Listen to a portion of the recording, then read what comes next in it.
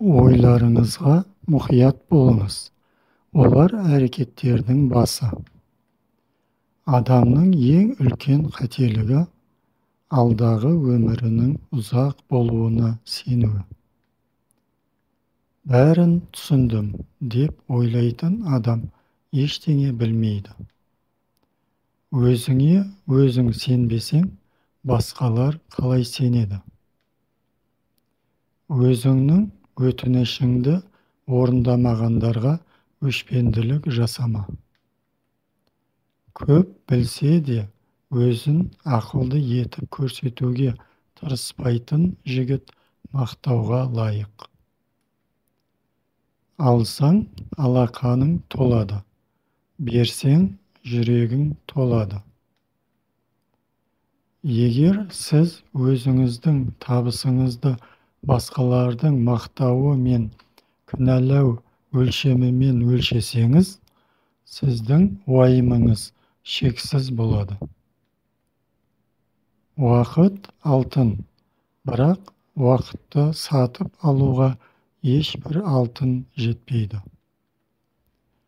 Егер адам басқа біреудің баспалдағымен ұзақ көтерілсе, онда өз баспалдағын таппас бұрын төмен түсу керек. Шыдамдылық танытыңыз. Кір қонып, су таза болсын. Сонда дұрыс әрекет өздігінен келеді. Мәнсіз дос болмайды. Кемшілік іздесең, доссыз қаласың. Қайғы мен түңілу, реніш, қорқыныш адамды әлсіретеді. Мұң, түңілу, реніш, қорқыныш адамды әлсіретіп, дене қуатын ысырап етеді. Бұл басқа нәрселермен қатар денсаулықты бұзады, ауруға әкеледі. Сізде шағымданатын ештеңе жоқ екенін түсінгенде, сіз бүкіл әлемге ие боласыз.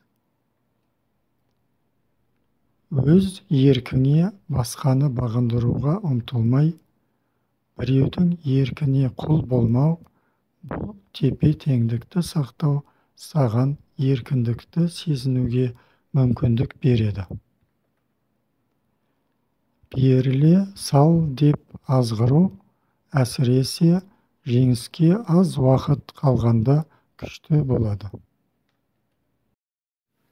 Ешқашан деп айтпаңыз.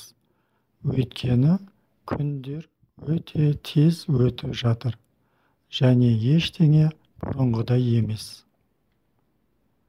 Көп сөйлейтін адам көбінесе сәтсіздікке ұшырайды.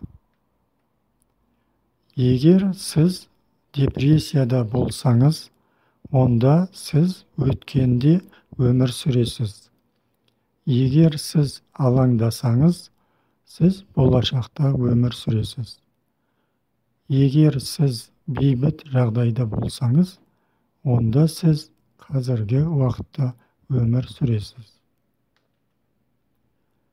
Етігінде ұзақ жол жүрмейінше, ешқашан адамды айыптамаңыз. Ақылды күн сайын білімді толықтырады. Дана артықты өшіреді. Сіздің үйіңіз, сіздің ойларыңыз тыныш болатын жер. Адамдарды танитын парасатты, өзін таныған нұрлы.